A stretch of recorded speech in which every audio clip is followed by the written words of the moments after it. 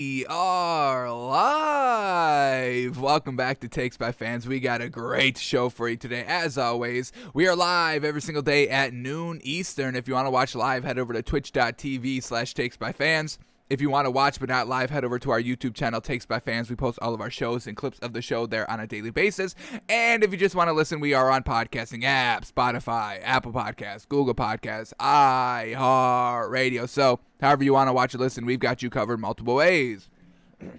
Alrighty, today is a big old Tuesday, and preseason week 2 has officially wrapped up last night with the Saints and Jaguars. Two quarterback battles that kind of got real clear last night, especially for that Saints game, because sheesh, Jameis Winston was absolutely on fire, and I was just like, God dang, if we can get this level of play out of Jameis Winston without those 30 interceptions, oh my goodness, we could potentially have the greatest quarterback of all time. Honestly, that could be not Teddy Bridgewater, Jameis Winston, but if he throws those picks, he can't be it. But what we saw last night, oh my goodness, I think you got to go with Jameis Winston after that. But we'll break it down even further today, talk it through, see what Taysom Hill was putting up as well. He played a lot more series than Jameis Winston did and didn't get the same production, but we'll see what they did. And then we had, obviously the Jaguars, Gardner Minshew, Trevor Lawrence. Trevor Lawrence didn't look the greatest last night. Gardner Minshew didn't look the greatest last night. They both struggled to put up points, and it came down to C.J. Beathard scoring 2 touchdowns late in the fourth quarter to make it a competitive game. But we'll see who is winning those quarterback jobs based off of preseason game number 2. So we'll break that game down today on the show. But let's just jump right into it with the stories of the day. And the first one up, it's Carson Wentz, folks. We get this man back out onto the practice field yesterday, and we get our first look on what he's looking like after that ankle foot surgery that he had. But I mean, we see him, he's running, he's going through the drills, he's cutting really solidly, he's jumping in between pads and stuff, and he was looking real solid running yesterday. And then we also knew that he was throwing on 7-on-7 drills, and once again, I mean, we get him moving out of the pocket right there, setting his feet, ripping a ball right here. Boom, perfect accuracy, bingo, bango, completion. I mean that's just a beautiful ball right there, folks. Like 15 yards, can we call it 5'10", 15, 20? 5'10", 15, 20. We can call 20, maybe even 25. But regardless of the distance of the throw, it's a solid throw while kind of moving out to his right, setting his feet, planting, doing good. So this narrative that Carson Wentz is injured is once again bunk. I mean, him and Dak Prescott, they are fine, folks. 100% fine heading into the season. Now, we know Carson Wentz's injury history, unfortunate, that it could be potential another different injury sustained in the regular season. We hope not, but this foot injury seems to, be an issue of the past. This is not a narrative that we should be focusing on and harping on as we get closer to the start of the NFL season. So Carson Wentz is back at 100%, and we are now back 100% on Colts being the Super Bowl champions this season. Carson Wentz we can hope he can stay healthy for the rest of the season, but we don't think that's going to be an issue. We hope it's not going to be an issue. So Carson Wentz is looking fine, folks. Throwing the ball beautifully. The accuracy has always been there. It's honestly just the injuries that kind of are the biggest red mark on his portfolio. But he already got his little injury out of the way early. Fantastic. Usually he saves the injury till the end of the season and misses the playoffs and all that, but he's going with the new strategy. Let me get injured in preseason, and then I'll be ready to rock for the entire season. He's like, you gotta think about it sometimes. So Carson Wentz is good, folks. Carson Wentz is good, and I'm loving what we saw from him yesterday. So Carson Wentz back working, looking good, feeling good, playing good, throwing good, running good, cutting good, walking good. All good to go for week 1. Alrighty, and let's get a nice little update here on Mac Jones, because we just said it yesterday on the show that this was Mac Jones' opportunity. You don't get that many opportunities in this league, and when you do get them, you must take full advantage of every single moment, and this is Mac Jones' moment. We know Cam Newton is in kind of the COVID-19, do we still call them protocols? The COVID-19 protocols, has to stay away from the Patriots facilities for about 5 days. He can return Thursday. But Mac Jones, he's got the full team to himself, the full reps with the ones to himself, while Cam Newton is unfortunately away from the facility and the team. And then they asked Bill Belichick about that yesterday. They asked him, is this a good opportunity for Mac Jones? And Bill Belichick said, quote, it is. So Bill Belichick is even like, hey, go out and win the job, man. We've kind of been saying Cam's our starter, but we don't really mean that. And, we say this is an open quarterback competition. Bill Belichick was like, don't worry about, we read his quote a couple of weeks ago on the show, hey, don't worry about anything that you can't control. Don't worry about, who you're getting reps with, whether you're getting reps with the ones or the twos or the threes or the fours or the fives, or maybe, even the practice squad players. Don't worry about whatever reps you're getting. Just go out there and improve. In Mac Jones, this is the perfect opportunity to show that you can improve and just get the job done regardless of who you're playing with. Now that you're playing with the ones, go out there and show the Patriots, go out and show Bill Belichick, go out and show Josh McDaniels exactly what you can do. So it's a tough decision that they have to make when it comes time to finally name a starter for week 1. So Mac Jones, he's got yesterday, he has today, he has tomorrow, and then on Thursday, the pressure is going to go back to Cam Newton to be like, hey, can you pick up where you left off? Mac Jones just had a phenomenal 3 days worth of practice. We don't even know if you're going to be starting anymore, Cam, but what can you do kind of coming out a little bit cold because you were just kind of resting? I'm sure he's still getting in work at home, but not being at the facility and not being around the players and the team, you get a little cold. So we'll see how Cam Newton performs on Thursday. That's going to be huge. Once again, they do have one last preseason game coming up this weekend. And, maybe Mac Jones gets the start, gets the nod, and see how he does there in preseason game number 3. And once again, if he plays good there, maybe he does start week 1. So Bill Belichick agrees with us. How great is that? We do know what we're talking about here, but we'll love to see Mac Jones try to win the starting job just because we are hanging on that 1%. We have 1% buyability into Cam Newton, and we're looking to sell it as soon as we can, honestly. So I would love to see if Mac Jones can truly be the guy out here, see if he can Can Bill Belichick turn Mac Jones into Tom Brady? I mean, how crazy would that be? And then once again, we're talking about legacy and who deserves credit for the 20-year dynasty that was the Patriots team. Was it Bill? Was it Tom? But if Bill Belichick makes Mac Jones and can kind of coach Mac Jones into a real solid passer out here,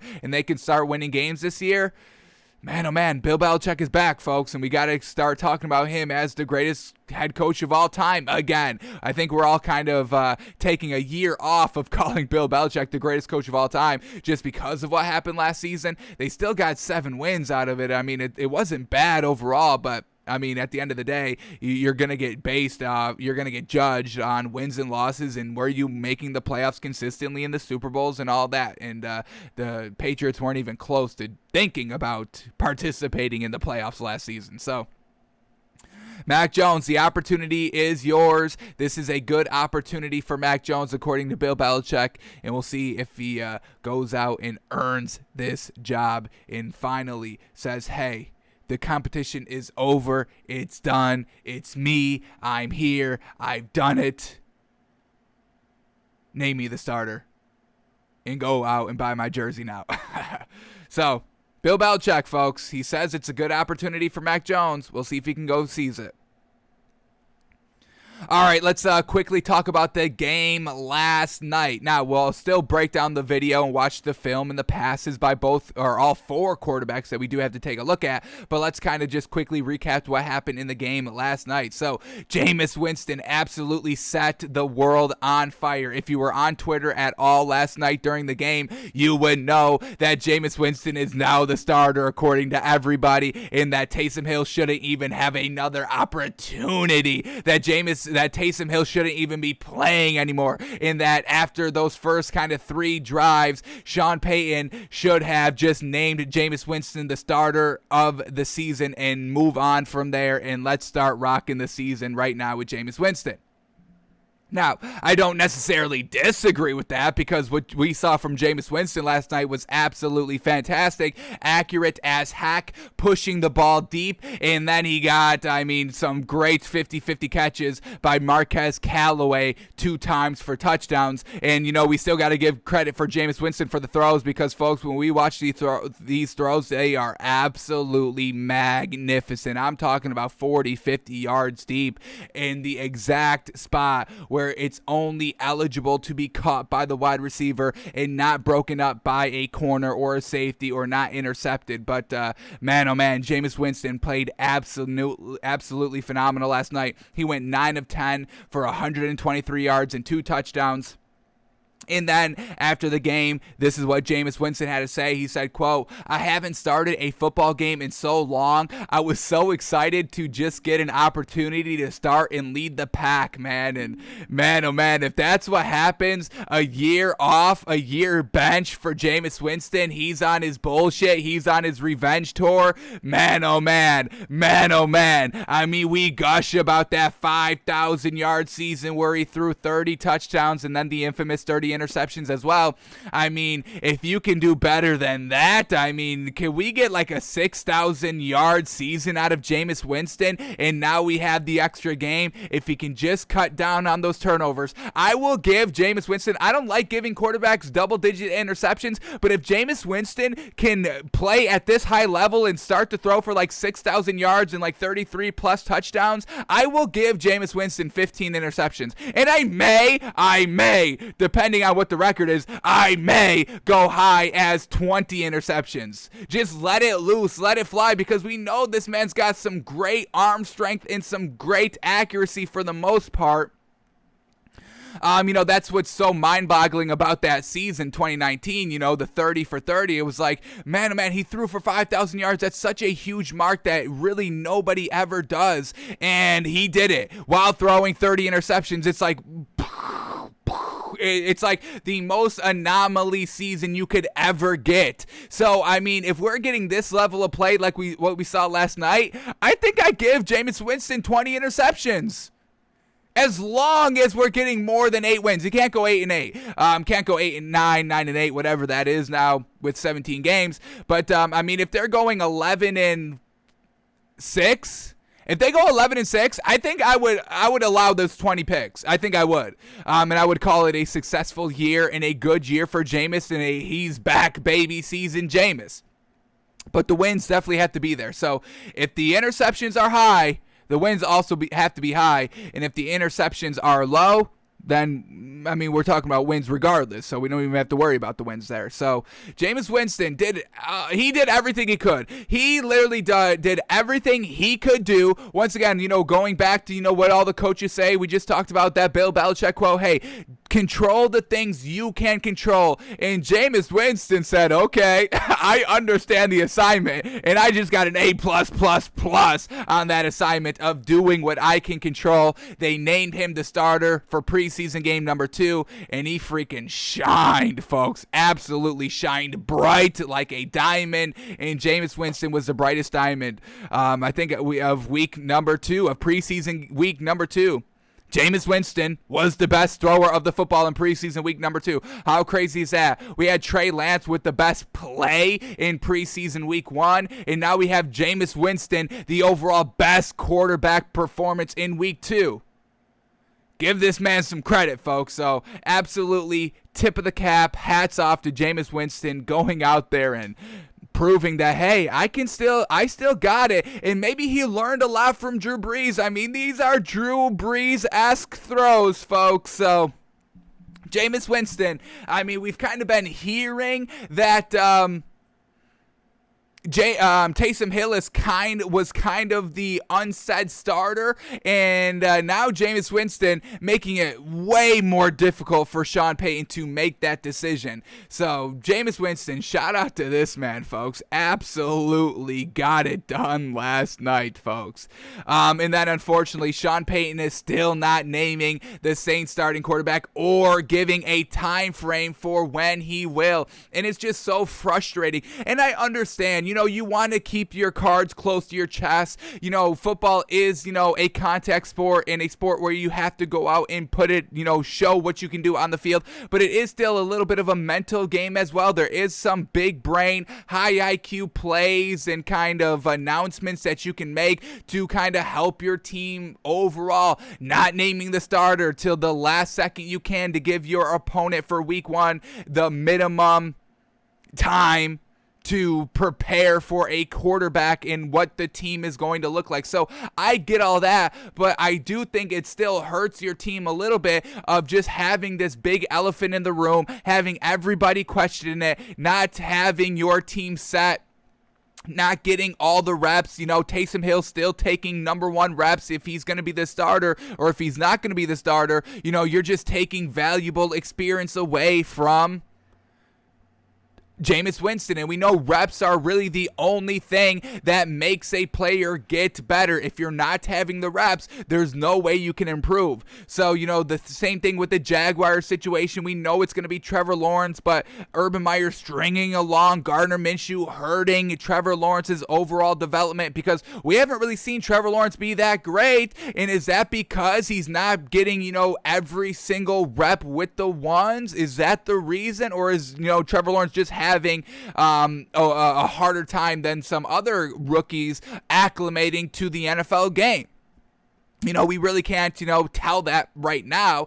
But, you could look at it as causation correlation of why Trevor Lawrence is just not wowing like everybody thought he would be wowing by this time. I mean, as soon as he got drafted, everyone couldn't wait for his first official throw because they would all be starstruck by what this man can do. And so far, we haven't been getting that. So I still think it's hurting this team overall, not naming the starter just quite yet.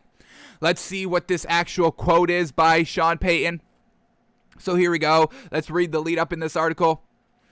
All right. Despite Winston's sparkling showing, Saints head coach Sean Payton did not name a starting quarterback following the game or give a time frame for when he would. Says, quote, "I don't have a time frame. When we know what direction we're going, we'll let you guys know. We're not going to try to anticipate saying, hey, it's going to be a midweek or next week. That's, I think, the best way for us to handle it. It's kind of how we've always handled something like this, but I was pleased with not just the quarterbacks. I was pleased with how we played as a team for the most part. And yeah, those first couple of drives, they were moving the ball. Marquez Callaway, I mean, forget Michael Thomas. Is our prediction of the Saints being bad this season, is this already torn to shreds? Should we change this? I mean, we have the Saints going 6-11 this year, folks, and we thought they would kind of flounder the first couple weeks without Michael Thomas, but I mean, we got Jameis Winston and Marquez Callaway. We don't need Drew Brees and Michael Thomas anymore. Michael Thomas can leave. Michael Thomas doesn't even have to come back. That's how great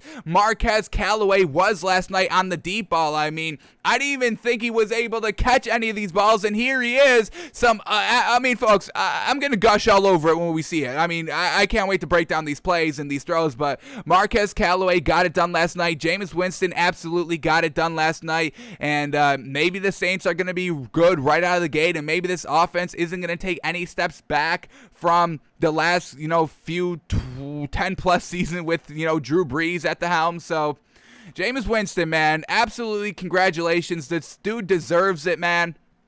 He's been working his tail off. We've been seeing multiple workout videos of Jameis Winston. We've kind of been seeing him learning under Drew Brees and absorbing as much as he can from Drew Brees. The leadership role has improved while learning under Drew Brees as well, and we've been seeing that this entire offseason. So Jameis Winston absolutely getting it done last night, and you can't not be happy for the man, folks. I mean, to be the starter, to have such great stats, but then that one, kind of black sheep stat in, 30 interceptions, and then going to the Saints and being benched, and then learning under Drew Brees and Sean Payton, and then actually learning and trying to get better and improving, and, having an absolutely brilliant performance in preseason game number 2 out here.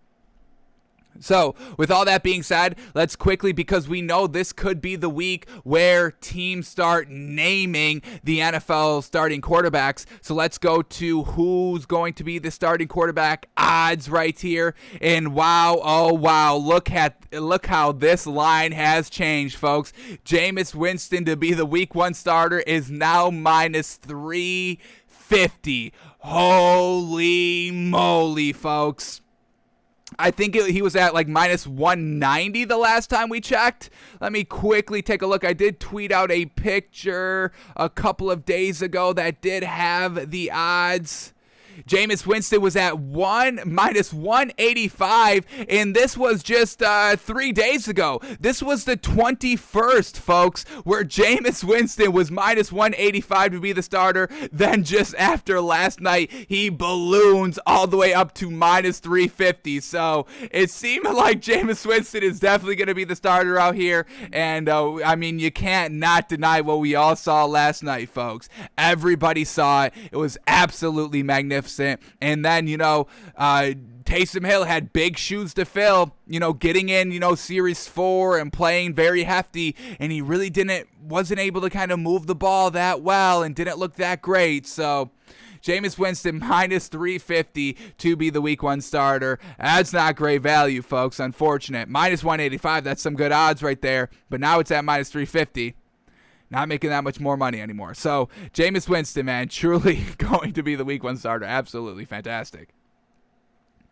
All right, but let's talk about the other team that played last night, the Jacksonville Jaguars, and a really unfortunate situation that occurred last night. Jaguars running back Travis Etienne suffered a Liz Frank injury versus the Saints and will undergo further tests to evaluate how severe this injury is. Now, the Liz Frank injury, does that sound familiar? Because that's what we thought Carson Wentz's injury was, and we were concerned because he would be missing a lot of time. We ended up looking up what a Liz Frank injury was when Carson Wentz was almost feared to have that injury and what the timetable would look like. But now that is Travis Etienne. This is kind of what we're looking at, folks. The recovery time from a Liz Frank injury depends on its severity and the success of the surgery. Most surgeries will require 6 to 12 weeks of wearing casts in special walking boots. Physical therapy and rehabilitation will also take time. Full recovery may occur after a year, but this could vary greatly. So, we're looking at a 6 to 12-week recovery timetable for Travis Etienne, which is not great because, a very high draft pick by this Jaguars team. This running back was supposed to be huge in the running game. We've kind of seen and heard Urban Meyer's philosophy on Travis Etienne. Remember all the way back of starting OTAs, Travis Etienne took no snaps at the running back position and only was catching passes, so he would kind of increase and enhance his overall passing game to help out Trevor Lawrence. You give Trevor Lawrence a good pass-catching running back, and then you can dink and dunk and use him as a safety blanket as much as you can, and that's definitely going to help a rookie quarterback learn and get better as the season progresses if he's going to start game one. So, huge blow here to the Jaguars, Travis Etienne. pretty much going to miss 6 to 12 weeks, folks, and that's not great for a rookie running back and a team that Urban Meyer says, hey, we're not in a real rebuilding phase. We are going to go out there and try to win on a weekly basis, daily basis, and we are not going to kind of quit or throw in the towel. We do have kind of playoff aspirations, and we want to win now. This is not a rebuild, and now you're missing kind of your starting running back, your safety blanket for Trevor Lawrence, and now Trevor Lawrence isn't looking that great either out there, so it could potentially seem everything that Urban Meyer has built is quickly falling apart, and now this Jaguars team that we didn't have any really big expectations for, now those expectations are going down even more. I mean, we're talking about, maybe going for 5 wins to potentially going to maybe 1 or 2 this season. So not great so far for the Jaguars. Hopefully it's nothing bad here, and the kind of the further tests indicate a quicker rehab process than 6 to 12 weeks, but not great here by Travis Etienne, a rookie running back that was drafted high, the second running back taken in this year's draft. So we'll see, folks, but not great for the Jaguars that has great rookie pieces, but they are still young, and now some are injured. Not great. All right, but that wasn't the only rookie last night. Obviously playing, we got Trevor Lawrence, and now we get his thoughts and his words on how he thought the game went last night. So, Jaguars quarterback Trevor Lawrence sees improvement in second preseason outing, saying, quote, I did think I got the ball out of my hands quicker this week. All right, so that is something that we will take a look at in depth when we watch every single play by Trevor Lawrence coming up in the show. A little bit later, when we finish the stories, we'll go over and break down all the game from last night and all the passers.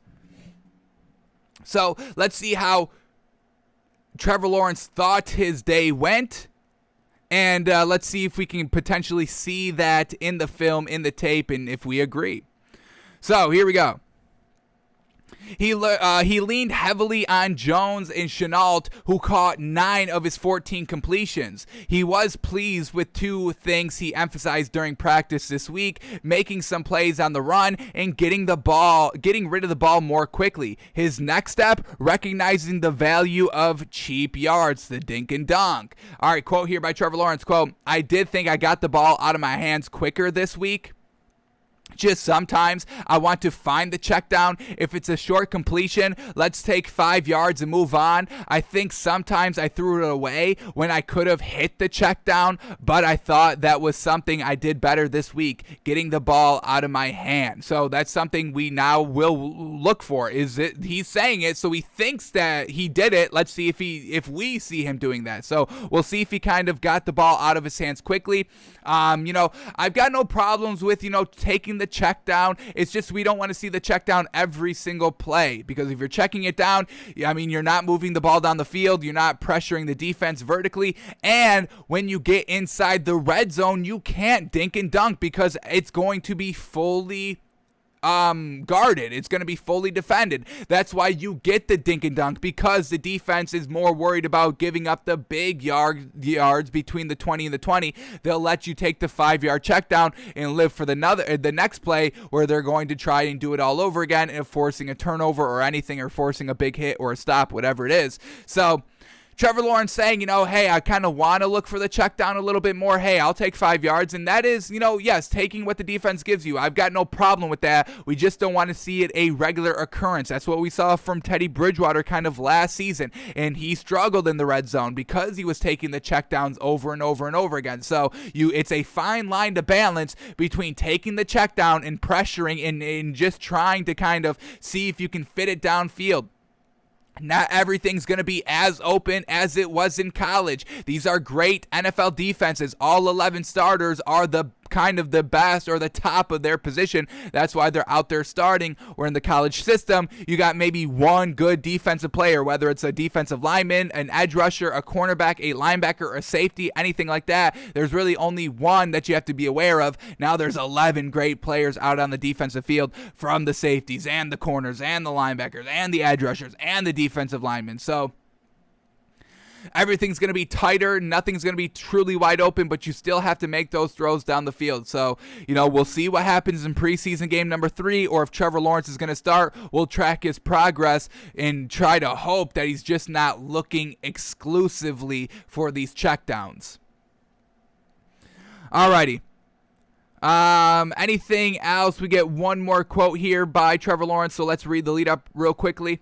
Midway through the second quarter, flush from the pocket to his left on 3rd and 8, he scrambled for a first down to the Saints' 20-yard line. Getting that first down demanded an ill-advised forward dive, exposing Lawrence to a sandwiching between corner Ken Crowley and defensive lineman Jalen Dalton, but Lawrence clearly recognized that a hook slide would have moved the chains. And I've got no problem. We're still, yeah, you could say, oh, you're a quarterback, take the slide, don't get hit, all that, but you're still wanting to prove that you can go and lay it all out on the line for your team. It was 3rd and 8. You're losing the game. Try and do something that sparks momentum. Yes, it's a preseason game, but you still want to win the game overall. We know it means nothing, but at the same time, he could have dived for that first down, which he did, and he got it. So I've got no problem with that. He didn't really take that big of a hit. It looked a lot worse in real time than it actually was when they slowed it down and kind of replayed it.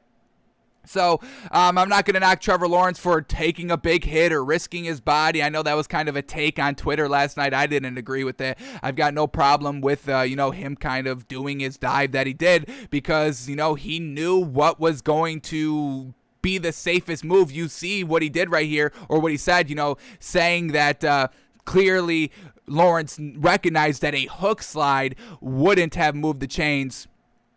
But the slide that he did move the chains. He did pick up the first down, and he didn't really take that big of a hit. And then Lawrence said, quote, 3rd and 4th down, you've got to go out and get it. So, once again, no problem by Trevor Lawrence, a true competitor. Hey, it's 3rd and 8. I got to do everything in my power to pick up that extra yard because, I'm deciding to run the ball and not throw the ball. So I'm believing that I'm the best option to pick up the first down, and I can't just slide a yard short, putting us into 4th down. I got to go out there and get it done. So I did like that from Trevor Lawrence last night, the aggressiveness. And, he's a big kid. I think he's like 6'6". Let's bring up his stats quickly, his measurables quickly. I think he's like 6'6", and I want to say he's like 235.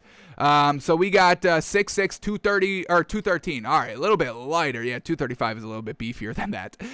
So 6'6", 213, still good size there, still some good frame in that he can take, a hit or two and not, be instantly crumpled for the rest of the season. So I've got no problem with Trevor Lawrence diving, is the main takeaway. So Trevor Lawrence thinking he got the ball out of his hands quicker this week, which is something that he was working on. And next thing he's going to work on is taking kind of the checkdowns and the dink and dunks. Just don't fall in love with it because that doesn't really get it done in this game. So especially now you don't have, Travis Etienne to work with. That's another check down and a dink down and a kind of, safety blanket to have that you're not going to have for the first couple of weeks that can turn a check down into a 20, 25, 50-yard touchdown run and break the bank wide open. So, once again, Trevor Lawrence is really going to be all on him to get it done this year now that Travis Etienne is going to be missing some significant time. Hopefully not, but it's a Liz Frank, and we're here in 6 to 12 weeks. So that was everything that we needed to really kind of talk about broadly. We'll get into every single play of these quarterbacks as well later in the show, but that's what we've got so far. Trevor Lawrence thinking he did a good job, and Jameis Winston absolutely getting it done, passing the ball. Alrighty, we get this, and this isn't great, folks. For our bet that you can no longer bet, we did just kind of update the odds here of all the Week 1 starters, and you can still not bet the Bears starting quarterback, which may be a good thing because we get this by Coach Matt Nagy here. Bears coach Matt Nagy tells reporters that quarterback Justin Fields will start in their final preseason game, and Andy Dalton will sit because he's the Week 1 starter. So Matt Nagy is still standing firm after 2 preseason games, after a preseason game where Andy Dalton floundered so big that they got down 28-0 to hit their former quarterback quarterback Mitch Trubisky and made Mitch Trubisky get the final laugh, the laugh last here. Between the whole, Matt Nagy, Bears, Trubisky saga, if you want to call it that. So Matt Nagy's still standing firm in his decision, and hey, I'll let him make this decision. I mean, this is a decision that he has to make himself because this is a sink or swim, make or break it year for Matt Nagy. They must have a winning season. They must prove that they can finally get the quarterback right. Matt Nagy must prove that he is a good play caller. It's all on him this season. So if he wants to die with Andy Dalton at the helm, I guess I can't say anything. I can just say I told you so at the end of the season when he's packing up his cubicle and has to come work at Takes by Fans because there's nobody else to, hire this man. And I will hire Matt Nagy. If worse comes to worse, he can't get another coaching job, I'll hire you here at Takes by Fans, and you can have your own show, and we can get your good insight as a head coach and what that process is like, but you will just be a reporter here now for Takes by Fans. But yeah, it's going to be great that Justin Fields is going to get the start in preseason game number 3 so he can get kind of his final last audition out there, make it as hard on Matt Nagy as possible to look Justin Fields in the eyes and still say we're rolling with Andy Dalton come week 1. So, we'll see if Matt Nagy truly means this, if Matt Nagy is just kind of, saying what you have to say. He already kind of guaranteed Andy Dalton the starter. We know how much Andy Dalton is truly clinging on to those words of, hey, I'm the starter. He told me I'm the starter. I am the starter. I am the starter. I am the starter. So we had the fans booing Andy Dalton. We got Justin Fields looking serviceable right off the rip. We get Andy Dalton not doing anything special here, and Matt Nagy is still adamant on Andy Dalton being the week 1 starter. So maybe he's just keeping the cards close to his chest like Sean Payton is. Maybe he's trying to kind of rob Vegas for what he can because, hey, if he names Andy Dalton the starter, I mean, Justin Fields odds go down, even though the odds are off the board. Maybe he's got it on another sports book. Maybe he's got his own personal bookie that he's kind of, dealing with, and that he can't reveal this information just quite yet to boost and beef up the odds for Justin Fields to be the week 1 starter, and then he cashes out by naming Justin Fields the week 1 starter like the day before week 1 begins. So we'll see, folks. We still believe Justin Fields is going to be the week 1 starter. We're not totally buying into what Matt Nagy is saying on the outside because everything's been, Andy Dalton's our starting quarterback right now, but that's all we've been hearing from Matt Nagy, trusting the plan on Justin Fields. And I believe if Justin Fields can look great in preseason game number 3 here, he's going to be the starter. Let's see who their competition is. Is it going to be a tough opponent out here? Or is Justin Fields going to have an easy opportunity to be like, hey, I can go get it done. I can win this game. They're on the road against the Titans. Alrighty. And the Titans have, did they win both their preseason games? They have been blowing out their preseason games. I mean, beating the Falcons 23-3 and then beating the Bucks 34-3. So Titans at home with this good preseason defense, only allowing 6 points in 2 preseason games. Justin Fields is going to have his work cut out for him. But if he shines bright like Jameis Winston just shined bright, how can you say no to this man being the week 1 starter? So Matt Nagy, this is what we get from him, still a little adamant that Andy Dalton's going to be the week 1 starter, and that's why he's not going to be playing in preseason game number 3. And now we're getting another kind of good in-depth look at what preseason game number 3 is going to look like, kind of making it a little bit easier or just giving us the notes for us to bet. It is kind of seeming like all the starters will not be playing in preseason game number 3, where we thought maybe you give your starters preseason game number 3, maybe at least a half, just to get everybody kind of up to sync and be like, all right, this is the starter. This is the starting lineup right here. Let's see what it's looking like out on the field. And then we've got that week in between the end of preseason game number 3 and the start of the football season. We have a week intermission where we can all just kind of iron out the details. But Matt Nagy is not going to start Andy Dalton, and Andy Dalton's the starter. So maybe maybe all these other teams are going to follow suit. So when we're betting and making our predictions here, watch out. Preseason game number 3. It doesn't seem like the starters are going to play here, so we'll keep that in mind. All right, what else do we get here? Next up here, we get Jason Peters, the offensive lineman that played for the Eagles the last about 10 seasons. He's now 39, but he just went to the Bears this season, and he says he's confident he can be the Bears' answer at left tackle, saying, quote, "I feel good. I've still got my quicks, my strength." So Jason Peters believing in himself, and, this is going to be a huge point of emphasis for Jason Peters, protecting the quarterback, whether it's Andy Dalton, who's immobile and can't escape the pocket, or it's Justin Fields, protecting the rookie back there. You don't want your rookie getting hit play after play after play, pressured play after play after play, because that's going to hurt his overall development. But for Justin Fields, he can escape the pocket, and then protecting the run game. They've got no great running backs here for the Bears. I'm forgetting the name of their running back. It is David Montgomery. Once again, nothing great. I would probably classify David Montgomery as a tier 2 running back. He did rush for 1,000 yards last season, which is still real solid. Just not one of those explosive 1,000-yard rushers. But, Jason Peters on the line, a great veteran left tackle, one of the best in the game.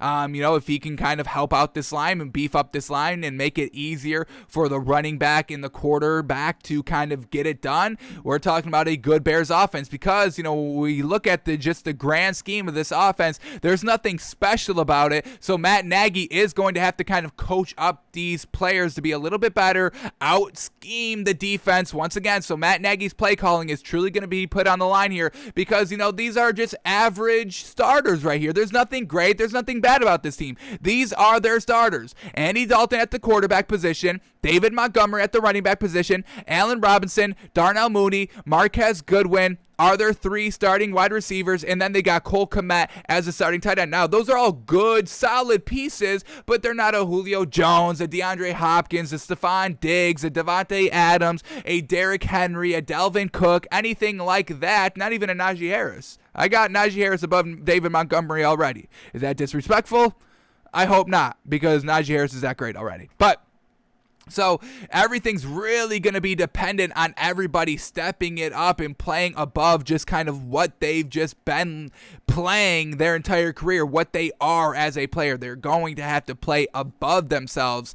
And if Jason Peters can kind of get it done here on the offensive line and be a nice veteran presence here for, an uncertain team overall, it's going to make the Bears easier. It's going to make it for the Bears easier to win these games this is a do or die year, folks. I can't put enough emphasis on it. Matt Nagy must get it done. I don't know if we can give this man another chance next year to get it right. He's got it wrong so many times where we don't even know if he can get it right. And now he's feeling so big on Andy Dalton. He's feeling so good about Justin Fields. These 2 quarterbacks must pan out. Andy Dalton must pan out in the interim, the first couple of weeks, until Matt Nagy believes Justin Fields is up to speed. And then when Justin Fields is up to speed, it's all going to come back to Matt Nagy to be like, all right, you think he's up to speed? Well, let's see him be up to speed. And if Justin Fields comes out and flounders, if Andy Dalton comes out and flounders, it's going to be Matt Nagy's head on the line, folks. So let's go into this article and see what Jason Peters is saying. We got a couple of quotes, and let's see if we get any nice information on what this team is all about. So the Chicago Bears hopes to solidify the offensive line rest on the shoulders of a 39-year-old Jason Peters, who was on a fishing boat 2 weeks ago when he got a call from Juan Castillo about playing in the Windy City in 2021. Quote by Jason Peters, "I wasn't monitoring nothing. I was fishing when Juan called me. I was just on a creek at home in Texas. My phone rang, and it was Juan. I was like, oh, I know what this is." And then, he ended up taking the job. So, once again, he's been a great lineman for this Eagles team, but they ended up letting him go. All right, so we got another quote here. Let's read the lead up. "A likely Hall of Famer when he eventually does retire. Peters has 9 Pro Bowls and 2 first-team All-Pros to his name, yet his last Pro Bowl was in 2016 as he dealt with injuries the past 4 seasons. In 2020, he spent 2 different stints on IR, playing in just 8 games and ending the season on the shelf. Peters has a message for those who doubt he can hold up as the Bears' every snap left tackle for an entire season. Quote, "I just tell them to come watch the game or practice and see if they can tell if I'm 39 and out there."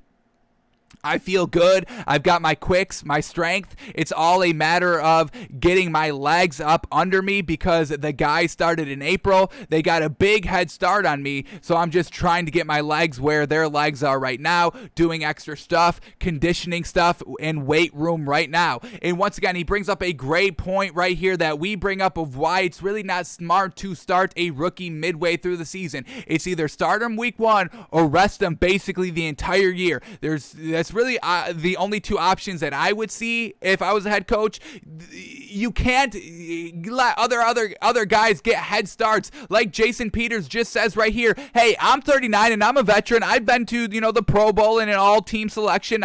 He's been part of that Super Bowl winning team with the Eagles with Nick Foles. I mean, he is a true great lineman out here in football, and even he's saying, hey, it's just a matter of me getting my legs under me. These guys were out here in April. They've got a big head start on me. So if a veteran, a great, true, tried, trusted veteran in this league is like, hey, I need to get up to speed with everybody else because they've had a couple of months head start. I mean, what do you think a rookie's going to be saying 4 weeks into the season when he's just making a start and now he's going against corners that were already shutting down A1 tier 1 wide receivers the entire first 4 weeks? They have their feet under them, and now they're ready to terrorize a rookie quarterback that is still learning the game a little bit, learning the timing with his receivers, and he's going to be out there looking for blood and making that rookie quarterback not look good. So once again, Matt Nagy, look, this is not a great situation for Matt Nagy. I mean, you've got a 39-year-old left tackle that doesn't have his feet under him just quite yet. You've got a quarterback controversy that shouldn't even be a quarterback controversy that you made yourself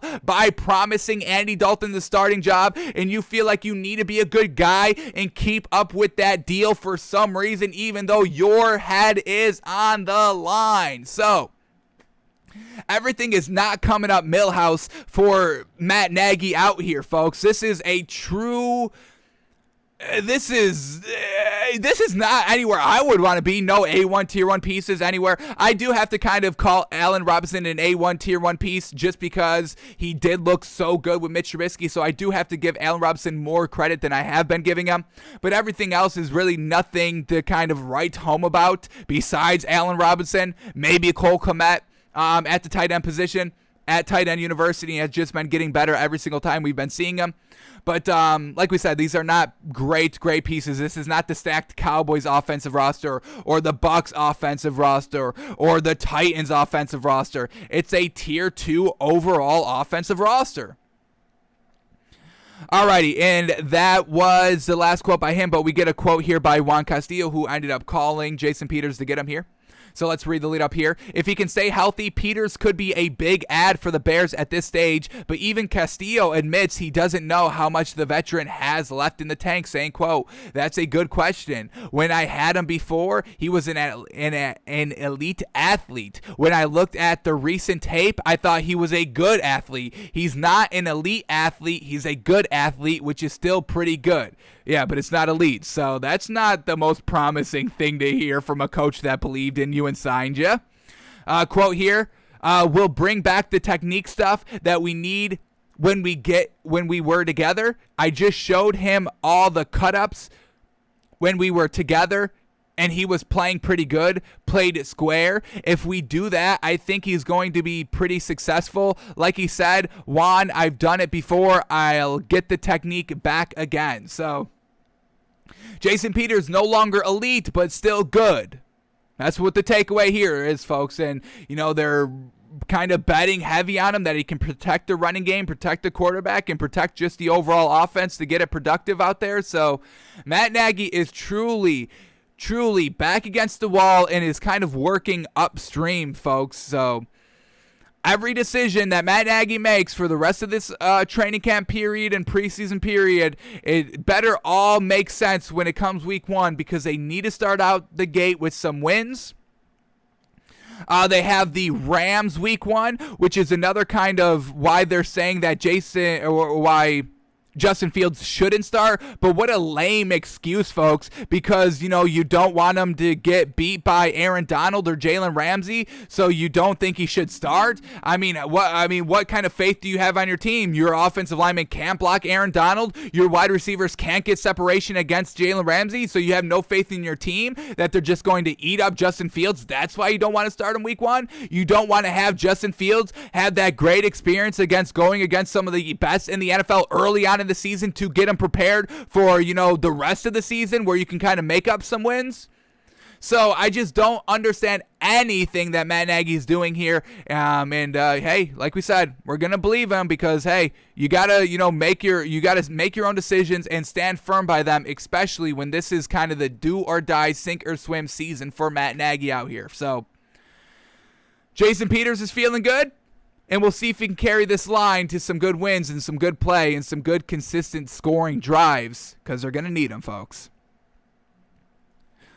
All right. Next story up here, not great here for the Rams. What the hell is going on here with the Rams running backs? We got Cam Akers lost for the season, and now Darrell Henderson, who was the number 2 running back going into the season, stepping up to the number 1 since the Cam Akers injury. He's injured himself. Not great. So, running back Darrell Henderson Jr. left today's practice. This was yesterday with a thumb injury. He didn't return to practice, and the severity is unclear at this point. LA has been hammered by injuries at the running back position with Cam Akers, Achilles going down, and we just said earlier this week, Raymond Calais with the foot injury going down for the season as well. So now they've got really no great running backs. The Rams and Sean McVay are still staying cool as a cucumber at the running back position. They're still saying, hey, we feel confident with the guys that we have, but now you're talking about 3rd and 4th strings stepping up to 1 and 2 strings. Now, there is some still good market at the running back position at the free agent market. We just saw Lamar Miller get cut,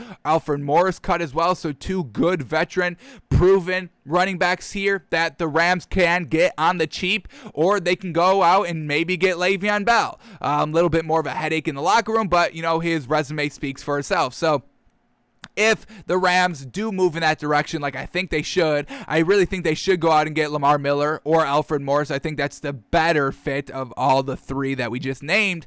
But they're going to have to do something soon, because if this thumb injury by Darrell Henderson is big time and he's out for a couple of weeks, I mean, these are not great running backs behind them, folks.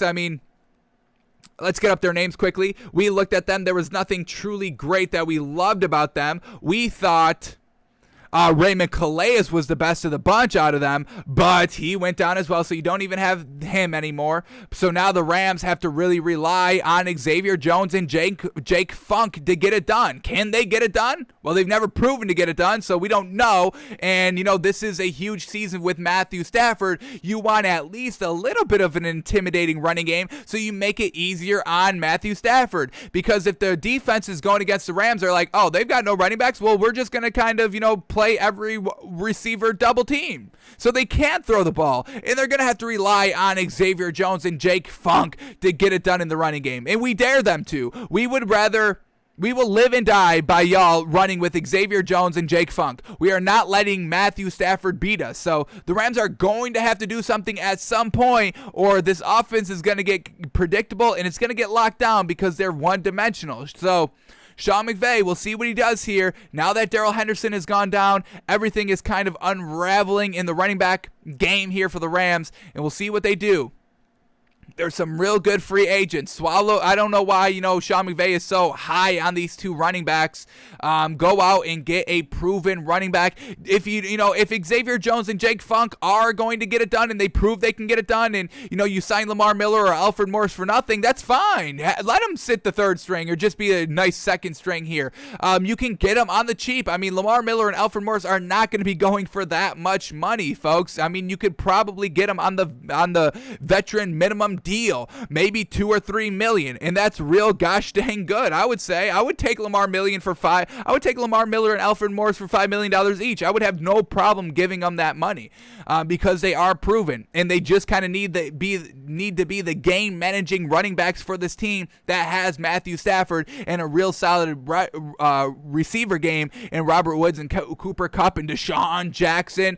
That's going under the radar too. Deshaun Jackson on this Rams team. So Then you got Tyler Higbee at the tight end position. Great tight end right there. So everything falling apart here for the Rams running game.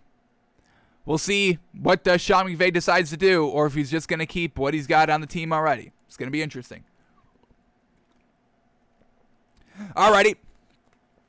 Here we go. The Falcons, they got Josh Rosen, folks. Josh Rosen has found a new home. How crazy.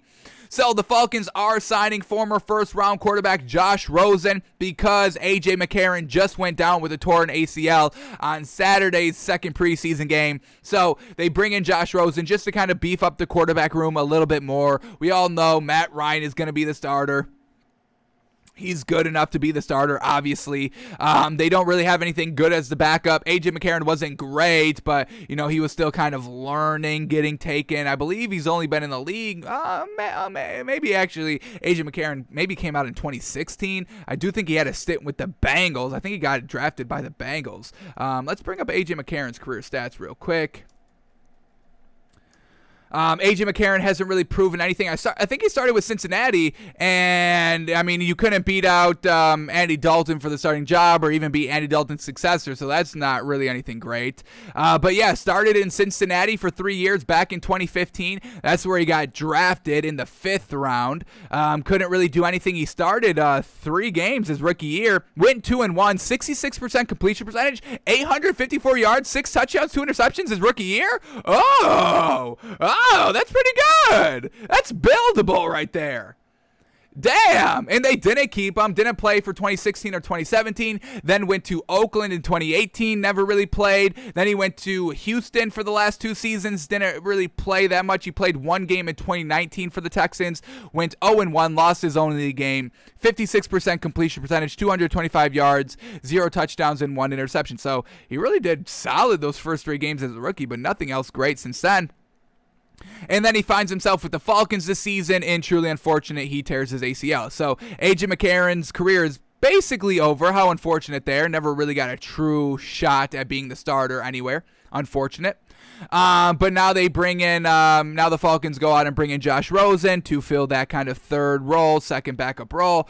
But we know, what is Josh Rosen's not going to learn anything here, folks. He's already learned basically everything. He learned 1 year with the Cardinals, and I believe Cliff Kingsbury was the head coach there. Then you learned under Tom Brady. So now you're learning under Arthur Smith and Matt Ryan. These are nothing great. Matt Ryan's good. He's solid. He's got some great stats, but, he unfortunately lost the Super Bowl. So what is he going to tell you? So the Falcons take a chance on Josh Rosen just to beef up the room a little bit, but don't expect to see Josh Rosen anytime soon, and I'm sure Josh Rosen will be cut instantly when the Falcons kind of see another quarterback. They just need to see him. They walk down the street, they see a quarterback, they're like, oh, you're unsigned? All right, come here, we're cutting Josh Rosen for you. We don't need to see what you can do. Ooh, you're better than Josh Rosen, we know this. So the Falcons are the ones to take a chance on Josh Rosen. So that's something, I guess. All right, here we go. Jamar Chase, folks. We are getting real worried about this man out here. And yesterday in practice, he got the catching down. We had this one play here where he's just kind of, not going against anybody. He's going against the coach, and we're going to get to this in a second. But he catches this kind of pass back of the end zone. Perfect. It's just a little 5-yard in route at the back of the end zone. Nothing big, nothing great, but he does catch the ball, so thank goodness Jamar Chase is finally back catching these balls. Has to make it kind of work in game scenarios as well. We've been seeing him catch great balls in practice, but every time the game comes up, the man has got butterfingers on top of butterfingers. But the biggest takeaway, in my opinion, from this video is not him catching the ball. It's that he's not getting any separation against the defensive backs coach. Against the coach right here. I don't know what coach this is. Maybe it's a wide receiver coach. But the coach is all over this man. And we've been saying he hasn't been getting any separation at all. And you can't even beat a coach? You got a coach running stride for stride with you? Now, granted, I'm sure the coach knows what this play is, so he can kind of be a little bit more aggressive in guarding him. I get it. But still, at the end of the day, I mean, that's the biggest takeaway we've heard from Ja'Marr Chase, folks. That was Ja'Marr Chase's biggest quality heading into the draft and heading into the NFL. This is why he was the first wide receiver taken in this year's draft, because of his ability to separate from the defenders. And now he's not even separating against any defenders, and he's barely separating against any coach out here. So, I mean, I know y'all want to root for Ja'Marr Chase. I'm trying to root for Ja'Marr Chase. I would love to see Ja'Marr Chase doing what he did at LSU in college in the NFL system. I'm all about seeing greatness elevate and getting it done and being absolutely spectacular. This is why we changed it up to set to celebrate some of, the great elites in the game. And Ja'Marr Chase is not getting any separation here, folks. So I got to be a little nervous and a little wary heading into the season with Ja'Marr Chase, especially with Joe Burrow. I mean, his second year coming off an injury, so he may not be 100% on the mark here. So Ja'Marr Chase is going to have to kind of elevate his game even more than what he was already planning on doing here, elevating his game from the college to the NFL standard, and he's not really doing that so far either, and now we need it even more because we don't really know what's going to be going on with Joe Burrow here this season, or really just the overall offense and the offensive line here. So Ja'Marr Chase is really going to have to get it done and be a huge factor here for the offense and for Joe Burrow. If he's getting rid of the ball quickly, Ja'Marr Chase needs to get open quickly. If the offensive line is not holding or whatever the scenario is, we just need Ja'Marr Chase to be a little bit better. Now, we'll see what he can do in preseason game number 3. We're not totally, off of Ja'Marr Chase, but we are bigly off of him. I think we're holding 10% stock in Ja'Marr Chase at the moment, but we'll give him preseason game number 3 to see if we're buying more stock or if we're going to sell our last 10%, because it's just I haven't been seeing anything good. We haven't really been seeing anything good. The only time we've been seeing good things about Ja'Marr Chase is in kind of this type of practice when he's not going against a full live defense. He's doing everything great when it's just him alone. He caught this ball. Good job catching it. No real separation though.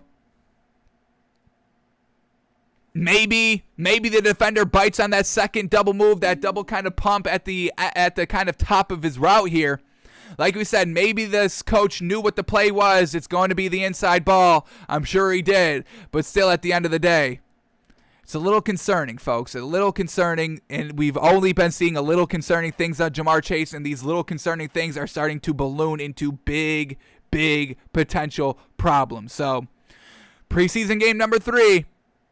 Maybe he doesn't even play because, we're not even sure if all the starters are going to be playing. We just told y'all Andy Dalton is not starting preseason game number 3, and he's the week 1 starter. So maybe the Bengals go with the same kind of strategy, resting all their starters, and now we're getting Ja'Marr Chase cold as cold can be heading into week 1. Whatever the spread is for the Bengals game, I'm taking the opposite. I'm taking whoever the Bengals are going against, folks. I can't bet on this Bengals team come week 1. Not at all. Not even close. Especially if Ja'Marr Chase is not playing preseason game number 3. So we're not trying to freak out on him, but it's getting hard not to freak out on him. So that's where we're at with Ja'Marr Chase, folks.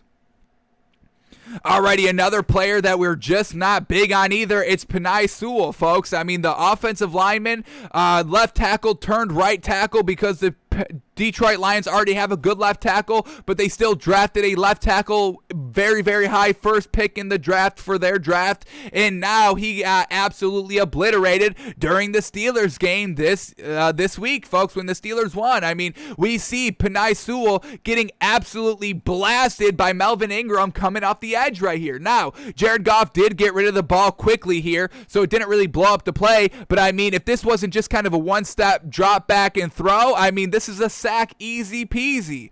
So Penei Sewell still not really getting his feet underneath him. Here he is, just gets pushed out of the way. So once again, we didn't like Dan Campbell's draft. We didn't really we thought this was an overreach at the position. We never really bought Penei Sewell overall, just in general. We thought he was truly overhyped in the draft, and now here we are, second preseason game, he's still getting absolutely obliterated. And, Dan Campbell's philosophy is, we're just going to, build this team from the offensive line out. That's why they used their first-round pick on a left tackle that they already have a left tackle at to beef up the right side now. So this offensive line for the Lions could be real bad, real garbage this season. And, Penei Sewell not really coming into his own just quite quickly yet. So we've got two highly regarded rookies, Penei Sewell and Jamar Chase, just not getting it done early on. Now, that doesn't mean they won't get it done in the regular season, but it's just something to look for, folks. This is what we are seeing. This is the only thing we can see at the moment. So we are going to put some decent stock into what we can see. And when we do see them be good, or maybe not, but if we do see them be good, we will shout that out and praise them and be like, maybe we overreacted in preseason. But until we see them prove otherwise, we really can't say they're going to be that great in the league, folks. There are busts. It's not, out of the realm of thinking that, there's busts in drafts. We see it time and time again. Josh Rosen is the perfect example, taken first overall, and now finally got signed to the Falcons because a quarterback got a torn ACL. So, Penei Sewell, folks, not looking the best either out here. All right, next story up, a couple more to go over.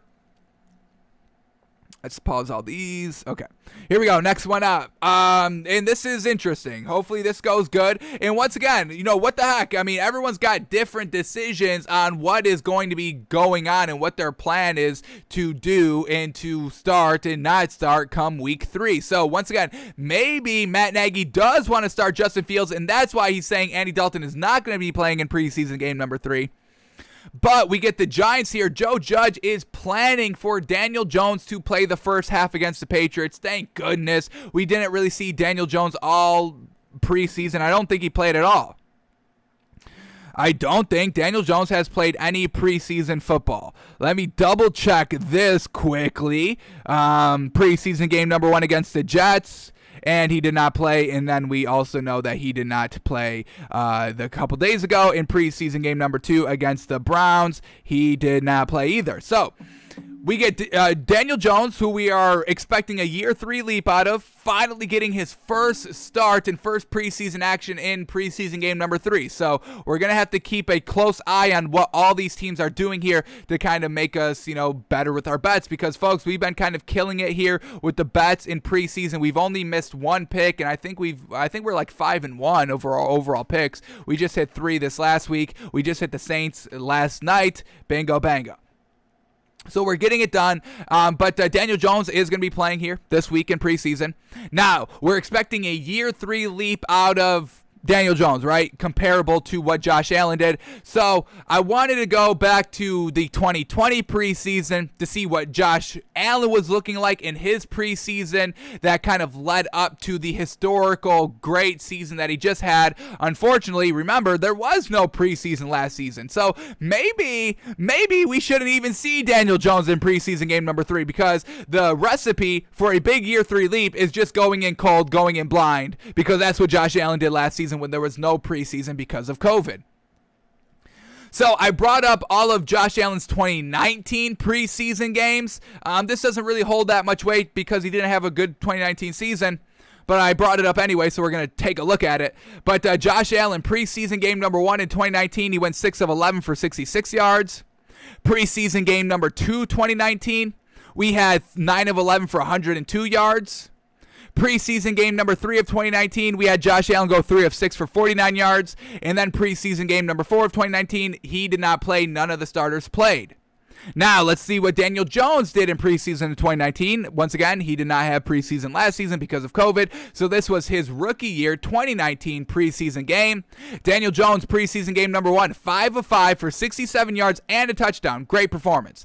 Then we get Daniel Jones, preseason game number 2, 11 of 14 for 161 yards and 1 touchdown. Truly got it done.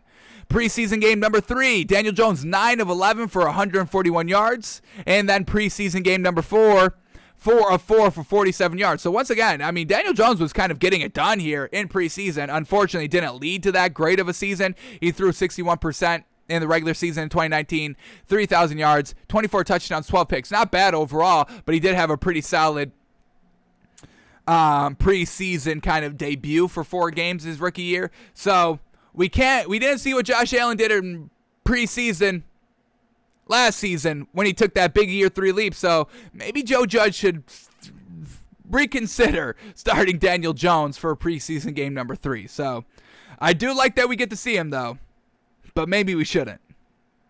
We'll see. Alrighty. And then we get this right here. Zach Wilson has targeted Corey Davis on 50% of his throws between the first 2 preseason games. And hey, I've got no problem with that. I mean, this is your main man, your A1 tier 1 wide receiver. You should be able to trust him. You should be able to kind of learn by throwing to him more. Trust him to get it done. Trust him to be your safety blanket, and trust Corey Davis to kind of carry you to the promised land and maybe rookie of the year and maybe a couple of wins. And I don't know if I can say this, but I'll say it. Maybe even a playoff appearance. So I've got no problem with Zach Wilson riding the Corey Davis train. I think this is actually a good thing. If you've got a A1 tier 1 wide receiver, go out and exploit him and use him and abuse him. That's what he's here for. That's what he's getting paid the big bucks for, to be that playmaker. And if Zach Wilson, we've already heard, from Zach Wilson and Corey Davis about their timing and chemistry. We've seen it on the field as well. So this is great news out of Zach Wilson. Go out and use your guys. Do not be afraid to give your guys an opportunity to go up and win the ball. This is what we love. We talk about 50-50 balls all the time, giving your receivers a chance. That's why we didn't like Teddy Bridgewater dinking and dunking and taking the check down in preseason game number 1. Your receivers for the Broncos are too good to play dink and dunk football. Trust your guys. Trust your own ability to deliver a good ball, and then trust your guys to go up and make a great catch like we know Corey Davis can. So love that we get this here from Zach Wilson, trusting his guys, targeting Corey Davis on 50% of his throws so far over the first 2 preseason games. I've got no problem with that. I encourage that. We have encouraged that. We've talked about using and abusing Corey Davis, and Zach Wilson has taken our advice. So thank you, Zach Wilson, for listening to the show. All right, last story to go over here. We get a top 5 takeaways from Albert Breer on the Ravens training camp. So let's see what his takeaways are, and then we'll head over to the film from last night. So here we go. Takeaway number 1 of the Ravens training camp. Quote, sounds like a simple thing, but Lamar Jackson is throwing a tighter, more consistent spiral. It's obvious to the coaches, a sign of mechanics, fundamental work by him, which is absolutely great, because what we need to see out of Lamar Jackson in the Ravens offense this season is going more deep with the ball. And you can't go deep if you don't have a tight, consistent spiral, and that's what Lamar Jackson has. So he's working on his mechanics, starting to get away from just the overall running game a little bit, and I think we are seeing the signs shift of a more passing dangerous offense than a more running dangerous than it was last season, where they led the league in rushing yards. So great signs to hear. Ravens are set up for success. Their defense is great. Their offense, they've got the pieces there. And now if Lamar Jackson and the offense can start going deep a little bit more, like we kind of think they are going to, this Ravens team can finally start competing with the Chiefs, because it's really been a no contest between the Chiefs and the Ravens the last 2 seasons. It's Chiefs all day. Ravens don't even really have a chance, but this season could be different, and we hope it is, because I got to see, a new rivalry here in the AFC. Now that Brady's gone, now that we're getting rid of Big Ben, now that Phillip Rivers left, this new generation waving, let's get some, rivalries that we can look forward to once every year. Big games, always comparison, GOAT debate, GOAT talk. Let's talk it through. But need to see Lamar Jackson get there, and it seems like he's going to get there this season, folks. All right, takeaway number 2. Deshaun Elliott's healthy, taking a big step at safety. Geno Stone looks good as well. So once again, the Ravens defense, they've got two great corners. If they can lock up the safety game as well, you're not going to be able to go deep on this team at all. And, you're going to be getting deeped on by Lamar Jackson in his tight spiral. So defense is cleaning up. Long ball, deep ball, offense is cleaning up. Love to hear it. Takeaway number 3, Marlon Humphrey might be the best cornerback in the NFL. Depth at that spot keeps improving. Shaun Wade's coming along. 6'4", sophomore Chris Westry is a real dark horse. So once again, the defense is shoring up. They've got the corner depth. The starters are great. Lockdown, potential best in the league. Don't tell Xavier Howard that, because he's like, well, you're not getting top paid money, because that's me. And if you do get top paid money, then I have to renegotiate my contract next season again. So corners are great here. Defense is probably going to be the best thing about this Ravens team. And if you just need Lamar Jackson to play game manager quarterback, sheesh, this team is going to be absolutely fantastic. Takeaway number 4. These guys think Odafe Oweh is a legit star in the making, playing his ass off, far more agile than even they thought. Alrighty, what do we got here by Odafe Oweh? Is he a rookie? Is he a pass rusher? What do we got? Odafe Ofa? Did I spell his name wrong? It's not popping up on Google. What do we got? Odafe Oweh. Odafe Oweh.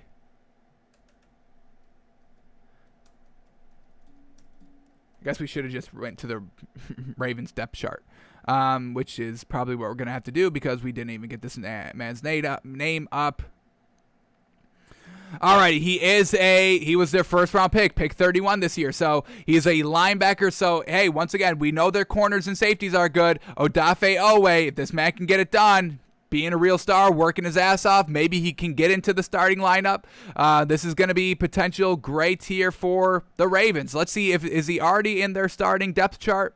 According to ESPN, what do we got Odafe Oweh at?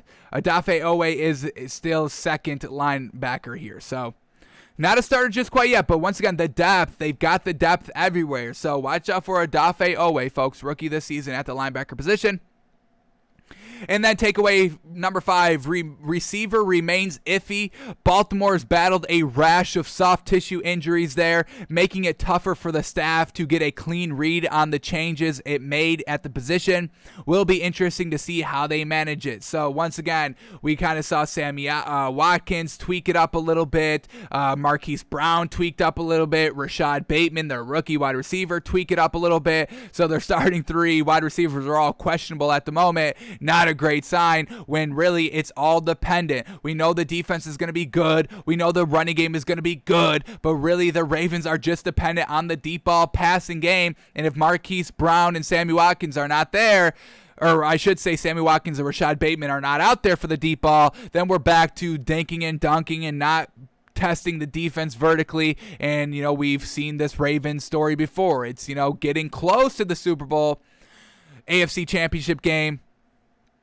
Or no. I think they've gotten eliminated both in the divisional round of the playoffs every single season. So we need this deep ball game on point in the receivers. The biggest question mark going into the season. Hopefully they get it all figured out by that time. Alrighty, so those were all the stories that we needed to cover for today. So let's head over to the NFL preseason game from last night. We had 2 quarterback battles going on with the Jaguars and the Saints, so we're going to have to break them down. How were Jameis Winston versus Taysom Hill looking? How was Trevor Lawrence versus Gardner Minshew looking last night?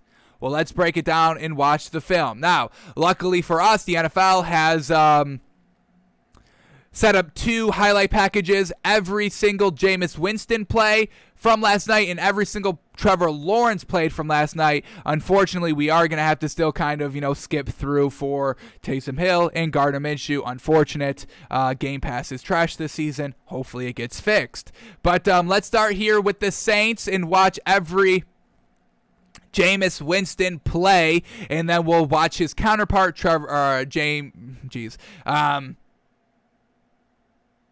Taysom Hill to see which one we liked better. I mean, we already know what we got out of Jameis Winston, but we have to watch him again because it was so great. So here we go. Let's start here with Jameis Winston. Every play by Jameis Winston, and then we'll watch Taysom Hill. So here we go. Jameis Winston, play number 1. It's just a nice little kind of slant route. Is this Marquez Callaway number 1? Yes. So Marquez Callaway, I mean, this was his favorite wide receiver to go to. He got great separation on that first play that went for about 10 yards. Great accuracy by Jameis Winston. Play number 2, Jameis Winston. Boom. Going to, I believe that was his tight end, Trotman. So great, just kind of out route right there. We can watch this one more time. That's Callaway slant route again, and now we're gonna get the nice little 15-yard. This is Johnson, tight end Johnson. Boom, perfect. He got wide open, 10 yards down the field. Jameis Winston puts it right on the money. Play number 3 is just a kind of a hit out of the backfield with the running back. Nothing too great there, but he delivered an accurate ball. And then here we go. On 2nd and 6, he loads up, and Marquez Callaway, while getting pass interfered with, comes up with an unbelievable catch right here. Watch this one, folks. Look at this man catch this ball. Absolutely crazy. The throw is absolutely on the money. Marquez Callaway coming back and finding this ball. Oh my God, in heavy traffic while getting pass interfered with. I mean, sheesh. This had Twitter exploding last night, folks. We got to see how tall Marquez Callaway is, folks. I got to get his measurables up here.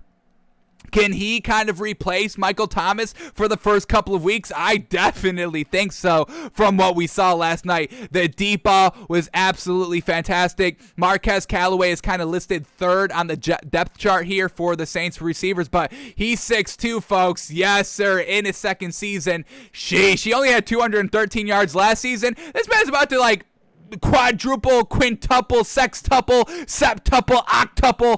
I don't know 9, so we'll leave it at octuple. But this man's about to octuple his production from last season, folks. Man, oh man, star in the making, Marquez Callaway. Welcome to the league. Oh my God, absolutely fantastic.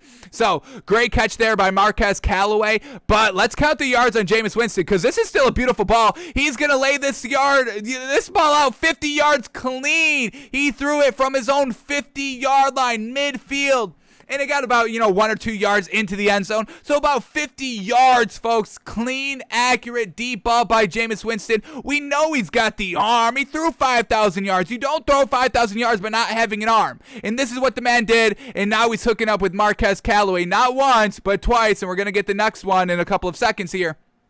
Maybe it's right here. Here we go. Next play. No. Setup screen by the running back. Nothing great on Jameis Winston. It's a setup screen. All right, here we go. Next play. 3rd and 16. Jameis Winston dumping off here, and it's unfortunate. It's a little bit of a check down, and this was his only incompletion of the night. It's 3rd and 16. At the Jaguars' 45-yard line, and he takes a check down. Now, we don't have the all-22, so we can't see where all these other receivers are going, but he steps up into the pocket and then just takes the check down. This wouldn't have gotten anywhere close to the first down and wouldn't have gotten really anywhere close for field goal position. So, this is his only one mistake of the game. He went 9 of 10 passing. This was the incompletion right here, but overall, a little bit of a check down right here where you really can't check the ball down, and then on top of that, was this just a bad throw, or was this just a bad try and catch? Let's see what we get here if we can put the blame on somebody. Here we go. Jameis Winston steps up in the pocket. Maybe a little bit too high on an angle. Still really should have been caught. So little unfortunate there. But now we're back. Next play by Jameis Winston. It's a play-action pass. Throws a strike over the middle of the field. And once again, not timid anymore. Not dinking and dunking. Perfect 15 yards down the field, wide open. Here we go, a little bit of a low ball right here on 2nd and 9. Would have gotten some nice run after the catch if it was right on the money, but he underthrows it a little bit. Here we go. And then on 3rd and 6, picks up the first down right at the chest of the wide receiver, and it gets picked up for the first down. So once again, great job by Jameis Winston. And then here we go. The next deep ball to Marquez Callaway that goes and gets the ball on one-on-one matchup. Let's watch this one more time. And he beats them kind of instantly. Jameis Winston instantly recognizes it. We're going to watch this play one more time right here to count the yards. And then just watch Jameis Winston. It's one step, and then he already sees it and lets it fly. Great anticipation, giving your guy a one-on-one opportunity to go up and make a play. Jameis Winston puts this ball exactly where it needs to be, where only the receiver can go up and make a play on the ball. And Marquez Callaway is, he's looking like the real deal here, folks. He's like, oh, no, Michael Thomas, next man up. I'm the next man, baby. And he's proving it, and he's looking so gosh dang great out here, folks. Marquez Callaway and Jameis Winston. This is the new connection here with the Saints. It's no longer Michael Thomas and Drew Brees. That is old school Saints. We are in the new era, 17-game era, Jameis Winston revenge tour era, folks. And he's absolutely getting it done. Let's watch this one more time. We got to go back to this play because I do want to count the yards on Jameis Winston's throw right here. So let's go back to this highlight package. And let's watch Jameis Winston on the last throw right here, and so we can count the yards. Alrighty. Load up. One more time. Back 10 seconds. Perfect. All right, here we go. So great separation by Marquez Callaway. Great recognition by Jameis Winston. He's going to launch this one off his back foot from the 40 and get it all the way down to the end zone, folks. So once again, 40, 50 yards, accurate as heck on the deep ball. No worries, no problem for Jameis Winston. And Jameis Winston ends the night 9 of 10. 123 yards, 2 touchdowns, no picks. Marquez Callaway, jeez Louise. Jameis Winston, jeez Louise. Alrighty, now let's watch his counterpart, Taysom Hill. Did Taysom Hill look better than Jameis Winston? Spoiler alert, no. But let's see. So let's skip around. When does Taysom Hill first initially take? I believe he starts in the second quarter right here. He starts at 1:08 left in the first quarter. So let's try and time up this. And then we can start watching some Taysom Hill throws. So here we go. They get great field position too. This is Taysom Hill's first possession here, starting at his own 42-yard line. So he's got to make the most of it. Play 1 is a speed read out to the right. Everything's flowing right. Nothing open. He has to throw the ball away. Unfortunate. Can't squander this field position, especially what Jameis Winston just did. 14 points in 3 drives. It's great. Second play, it's play action. Rush got right in his face, so he has to dump it off quickly, which he does, but it only goes for about 2 yards. Now we get 3rd and 8. Huge first down here. Keep the momentum rolling. Keep this offense rolling. I don't think Marquez Callaway is still out on the field, so that's a little unfortunate for Taysom Hill. And then he gets brought down for a sack. There's a flag on the play, and it was on the Saints, so they have to punt the ball. So not a great first drive there by Taysom Hill. Obviously, no first down, or 1 completion for 2 yards. All right, Taysom Hill back here. They run the ball. Like we said, still no Marquez Callaway, so truly unfortunate that, Taysom Hill doesn't get to play with that great weapon, right? All right, here we go. Pass number 3 here. It's a setup screen. Nothing great. And it goes for nothing. All right, 3rd and 8. Taysom, come on. You saw what Jameis Winston was doing when you were on the sideline. You got to try and replicate that. This is a competition. You got to go toe for toe, throw for throw, bar for bar. But Taysom Hill gets brought down again for a sack. And once again, we don't have the all-22, so we can't see where all these receivers are. But it does seem like this receiver over the middle of the field, you dump it off. It's going to be right at the line. You probably don't pick it up. Unfortunate. But you go down for a sack. Might as well try and take something instead of getting a guaranteed sack. Unfortunate. So first 2 drives by Taysom Hill, floundering big time. So let's go to his 3rd drive. Can he finally do something his 3rd drive? Jeez, we got to see something out of Taysom Hill. All right, here we go. Next drive, starting at his own 19-yard line. First play is a throw, and boom, hits the tight end. Number 84. And, hey, this goes for the long. Hey, great yards right here. It's just a simple kind of in route. tight end kind of makes the defender miss. The ball was placed perfectly, exactly where it needed to be, and then Humphrey just takes it for about 15 yards down the field after the catch. That's great. Lil Jordan Humphrey, get it done, kid. All righty, here we go. Next play up, it's a play action. Taysom Hill standing strong in the pocket, and then short arms a throw that could have potentially been picked. That was a bad throw right there. And then they throw intentional grounding on Taysom Hill. Jeez. Taysom, you get intentional grounding while throwing over the middle of the field? What? I think that's the first time we've ever seen that. All right, here we go. 2nd and 20 now. Taysom Hill dropping back to pass, and then boom. And this is what we're talking about. This is why I don't want to say the quarterback competition is just over like that. I mean, Taysom Hill makes a great throw here on 2nd and 20. Perfect throw right there. Perfect accuracy between the corner and the other defender right on the wide receiver. And then it goes for the first down. And let's see if he can keep it up here on this drive. And yes, Jameis Winston was looking real gosh dang good in preseason game number 2. But he wasn't looking that great in preseason game number 1. Neither was Taysom Hill. But let's see what Taysom Hill can do for the rest of this game here. They hand it off on 2nd and 4. You're going to bring up a 3rd down attempt here. Must pick up this 3rd down. Must keep the drive alive. You're basically on the cusp of field goal position. And then he tries to go back to Humphrey on an out route about 10 yards down the field. And the accuracy is off. It's an incomplete, but they go for it on 4th and 3. Huge 4th down. Taysom Hill buying the time that he can and then just lets it fly. Nothing open. Takes too much time, and then it's just incomplete, and then they turn it over on 4th down, so not great there. Once again, we really need the all-22. Unfortunate, man. Game Pass, please. What are we doing? I paid $100 for the service, and you're not going to make it as good as it was last season? Last season it was perfect. All-22. Could go to every single play. Don't have to skip around. All right, here we go. Taysom Hill back. It's a dink it down, check down, and it's a drop? It's a drop. Unfortunate. 2nd throw here. Taysom Hill going deep, and boom. Oh, my God. Trusting your wide receiver here a little bit high, but the receiver just made an absolute monster jump to go up and catch the ball. Look at this. Sheesh. Sheesh. That was great. Who is that? Number 88. Shout out to 88 receiver. Jeez, for the Saints. Getting it done. He found his own Marquez Callaway. All right, here we go. After the first down at midfield, Taysom Hill, plenty of time to throw. Finds the open read. Complete for 15 yards, going back down to number 88. So he truly found his Marquez Callaway, folks. All right, from the 35-yard line of the Jags, escaping out of the pocket. Decides to throw it at the last second, incomplete. All right, 2nd and 10, empty backfield, 5 wide. Pressure got there instantly. He throws it tight. Oof, that was tight. Tight window, incomplete pass, potential at a breakup.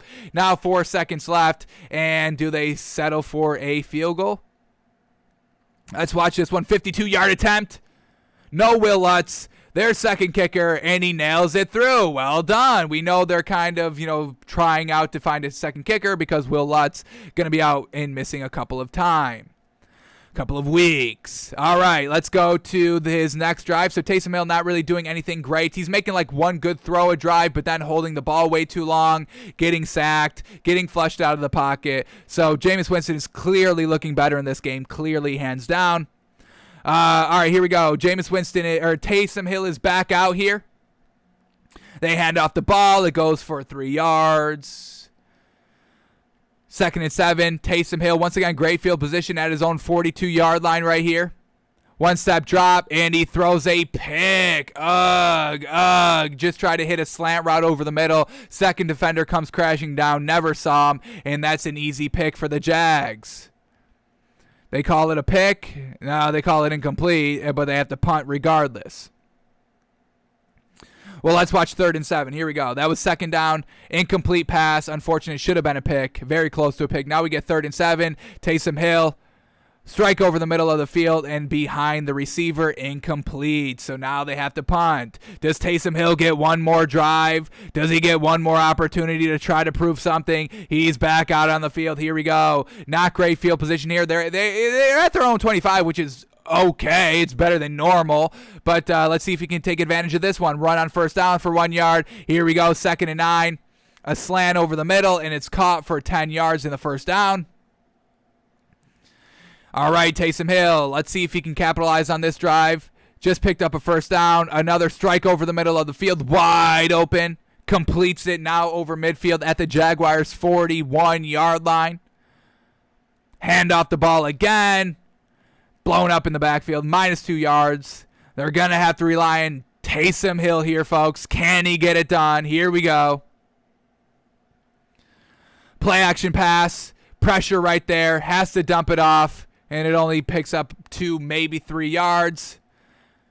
And then they get roughing the passer, so a bailout penalty. Move them up 15 more yards, closer into the red zone. Are they officially in the red zone now? Oh, no, at the 25-yard line.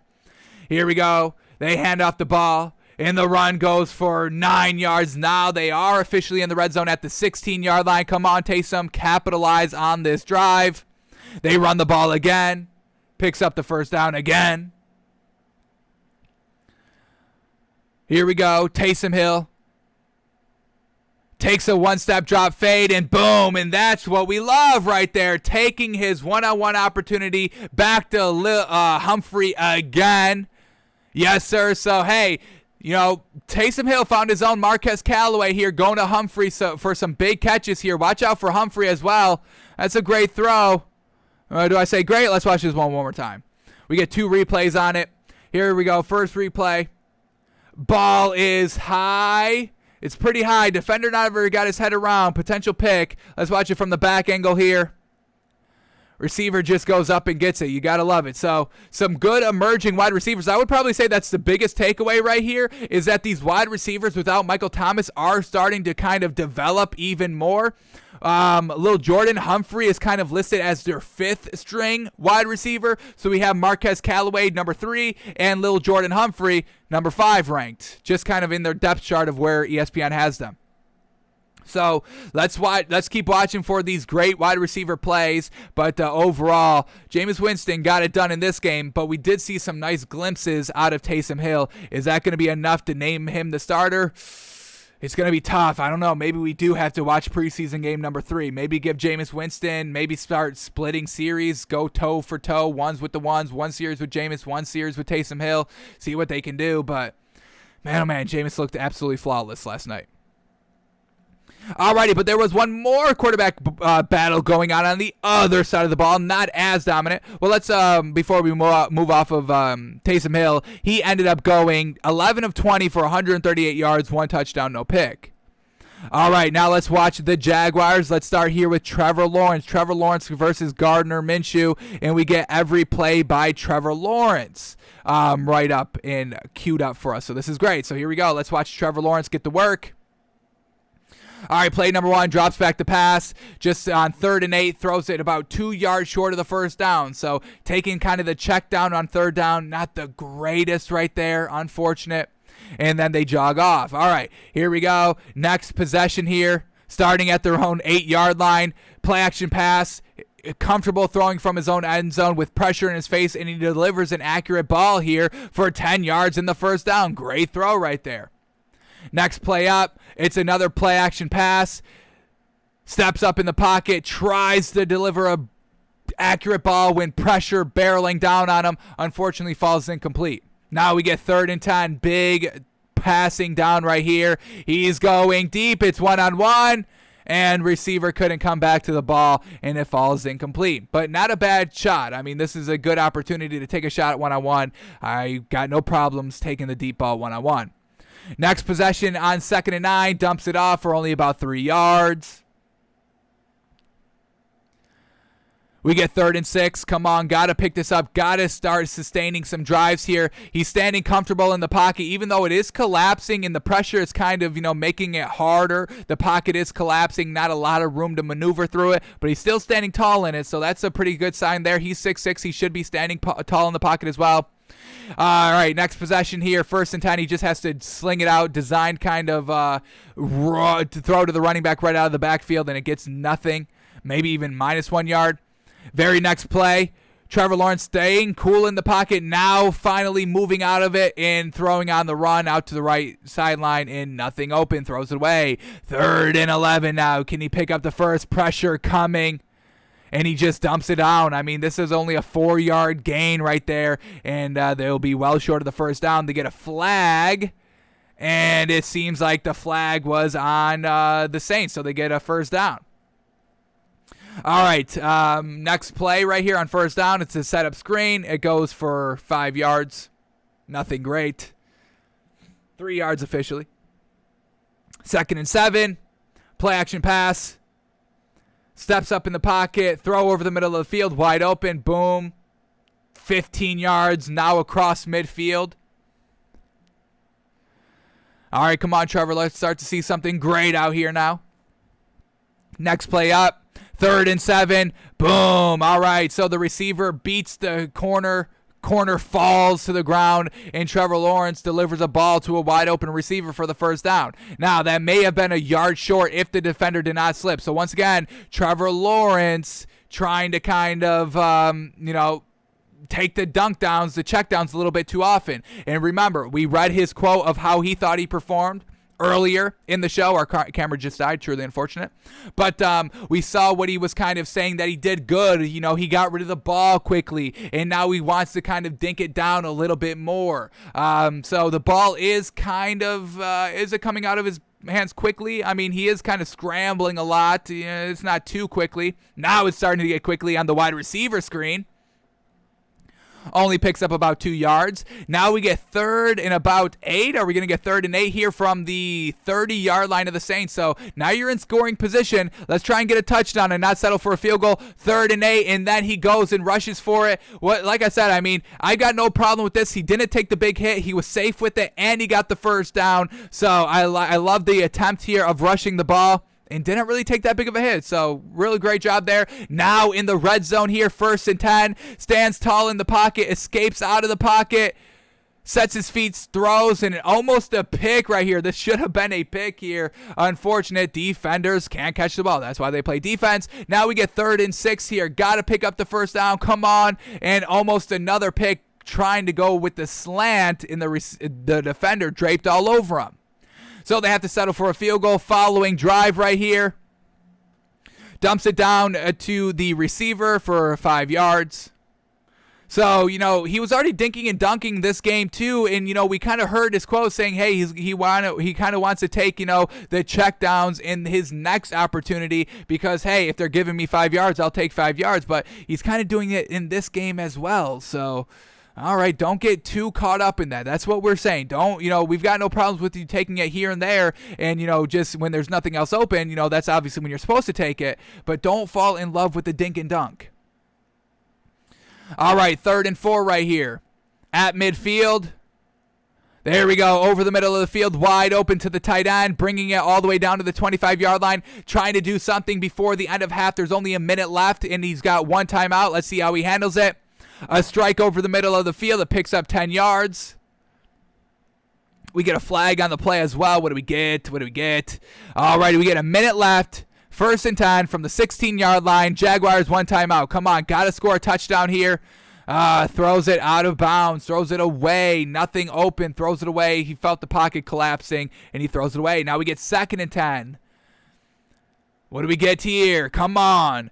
Going to take a one-on-one matchup, and it's way too high. Nobody even a chance to grab this ball. Now we get 3rd and 10. Can he get it here? Pocket is collapsing. He steps up. Didn't see the rush coming, and it's a sack. And once again, they are going to have to settle for a field goal. So Trevor Lawrence struggling in the red zone. Some decent throws between the 20s and the 20s, but mostly checkdowns. So really, I mean, this man is doing truly nothing to go out there and win the starting job. Let's quickly watch a couple of Gardner Minshew's drives. Let's see, when he first, I think he takes over in the 3rd quarter. He does. So let's get him queued up. We may just take the first drive out of Gardner Minshew. I mean, we're talking about playing with like the 2nd and 3rd string, so we're not going to get that great of performance level, just overall talent-wise, competition-wise. But we can take a couple of looks out of here, and it's a long drive, so hopefully we get some good Gardner Minshew plays. Going a little late in the show. But let's see what we get out of Gardner Minshew. So let's go into his first drive. He gets it out of halftime. And let's see if he can move the ball a little bit more, not dinking and dunking as much. Alrighty. So here we go. Gardner Minshew coming out, starting at his own 23-yard line. Here we go. Gardner Minshew under center now. They're going to hand off the ball. Run gets nothing. Next play. Come on. Let's get a Gardner Minshew deep ball under us. Let's see what we get. 2nd and 10. Minshew in the shotgun. Here we go. Drops back to pass. Takes the running back out of the backfield, and it only gets about 2 or 3 yards. There's also a flag on the play. Roughing the passer, and they get the first down because of it. So well done. All right. Now, after the first down pickup, after the penalty, they rush the ball for about a yard. Here we go. 2nd and 9. It's a quick hitter to the running back out of the backfield. Designed screen, if you will. Now 3rd and 2 right at midfield. Can Gardner Minshew sustain the drive? And it's just a crossing route. A slant route over the middle of the field. He hits it. Defender playing way too off of him. And Gardner Minshew just makes the easy dink and dunk throw. Then after the first down pickup, they rush the ball. Now we get 2nd and 6. Gardner Minshew handing off the ball again. And it picks up a yard, maybe 2. But now we're getting another 3rd and 5 here. Across midfield. Can Gardner Minshew sustain the drive again? Here we go. A nice little out route on the sideline, on the right sideline. And Gardner Minshew delivers it perfectly for the first down. Moving the ball. Love it. Here we go. 1st and 10. Pressure coming. He has to get rid of the ball, and it's incomplete. 2nd and 10 now from the 35-yard line. Come on. This is on like the cusp of field goal range. Want to obviously get a touchdown instead of a field goal. They rush the ball on 2nd down. Gets nothing. 1 yard. Now we get 3rd and 9. Come on, Gardner. Pick this up. He's the 3rd down king so far on this drive. And there we go. Dumps it off a little bit too light. Threw it 4 yards short of the first down. And it brings up 4th down. 4th and 3. But they're going to stay out on the field and go for it. Gardner Minshew, 4th and 3 from the 28-yard line of the Saints. Escaping out of the pocket, rolling right, and throws it way too high and behind the receiver. And it's incomplete. And they go out on 4th down. So let's see what Gardner Minshew finished with here. 13 of 21 for 149 yards and an interception. Ooh, let's watch this interception. How bad was this interception? And then we'll call it here. So he throws the interception with 8 minutes and 15 seconds left. So is that in the 4th quarter? That is in the 4th quarter. So let's skip up to that and watch that interception. No touchdowns by the man, unfortunate. Alrighty, let's back it up a little bit, and then we'll watch this interception. But, Trevor Lawrence is not looking like a clear-cut starter. Gardner Minshew, is he looking like a clear-cut starter? No, but he does have a little bit more history, and he's got some real good stats already. So it's going to be tough, man. What you do at the quarterback position here. All right, here we go. We're getting queued up for the Gardner Minshew interception, and it's coming on the goal line, folks. They ran it on 1st and goal. It got nothing, -1 yard. And then here we go, 2nd and goal. Gardner Minshew with pressure in his face, and he throws a pick right on the goal line. This is nothing you can do here. This is absolutely horrendous. You cannot be throwing an interception in the end zone, and this is so bad. There's nobody even near this wide receiver. Inaccurate, throwing off of his back foot, getting pressured, all recipes for disaster. That truly was a disaster. So, no true great quarterback play out of here by the Jacksonville Jaguars, and it's going to be a tough decision for Urban Meyer to kind of come to of who's going to be the starter because nobody's looking like a clear-cut starter and making the decision difficult for him. So, Jameis Winston, obviously the best quarterback of the night. And do I say Taysom Hill the second best? Potentially. So that's where we're at with the quarterback battles of the Saints and the Jaguars. We've heard Urban Meyer say that he would not like to take this quarterback battle into preseason game number 3. So we'll see if we get anything permanent this week. All right, so that's going to do it for us today. Thanks for tuning in. Thanks for watching. Thanks for listening. Anything breaking as we were live here? Oh, we get Carson Wentz to T.Y. Hilton. Ooh, that's fantastic. That's fantastic. Alrighty. So, That's going to do it for us today. Doesn't seem like anything is breaking, so we will be out of here. We'll be back tomorrow. We got Hard Knocks on tonight that we will kind of give our review of. We got to see more Dak, baby. Hopefully they put more Dak in there, his leadership. That's all we care about. Oh, and also throw Simi Fayoko a bone. Get this man some airtime, some screen time, please. We haven't seen him all season, and he is our kind of sleeper, our dark horse of a late draft pick that we do believe can pan out very well. Alrighty, folks, so that's going to do it for us today, folks. Thanks for tuning in. Thanks for watching. Thanks for listening. We are back live tomorrow, noon Eastern, as always, and we will see you then, folks. We're out of here.